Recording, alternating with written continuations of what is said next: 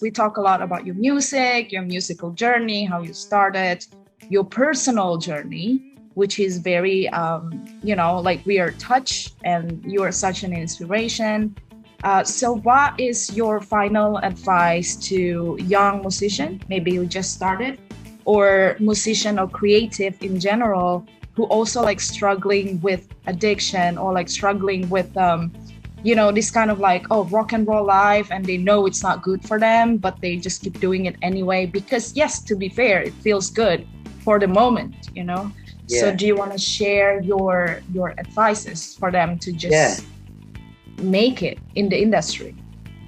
So first things first, the person with the cigar in their mouth, the record company boss, is not going to turn up and say, oh, we'll make you a star, kid, chuck you loads of money, go and make an album. It's not going to happen. It doesn't happen anymore because there isn't the money in the music industry, which is why you don't really get addicts making it so much anymore, making it big anymore, and people who are tricky to work with and stuff like that, which on the one hand is a shame, but there isn't the money in the music industry anymore. So those people are not going to give you a chance. And you don't need them anyway. You need record labels. You don't need anything now because of social media. You need a sober head most of the time. I would argue that particularly if you're an addict, you need to not do any drugs or drink anything at all, or you will constantly fail repeatedly.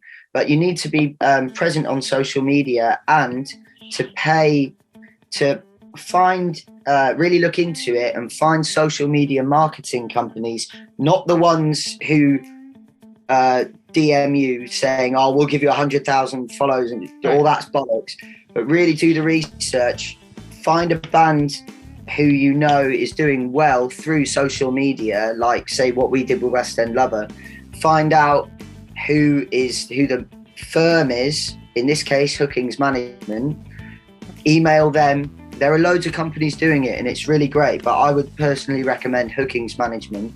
But anyway, you need to stop drinking, stop taking drugs, become a business person, because the music business is not coming to you, and even if they do, they're looking to rip you off.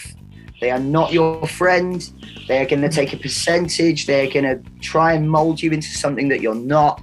They're going to try and make you essentially stop making rock and roll music because they don't think that sells anymore.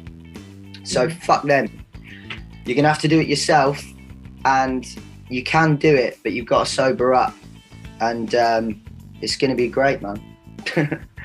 I mean, that's amazing, because I think, yes, I agree, because now like people, they say like rock and roll is dead. It's not dead while we're living. Yeah. But again, like back then, it takes discipline, it takes hard work, not only the glam and the rock and roll and the girls and all that. Yeah, because that won't happen anyway. You won't get all the girls and the thing. It'll just be you in the corner of a pub drunk. It's not it's not cool. It doesn't fucking get you there. And you've got to become a business person these days, because that's just how it is.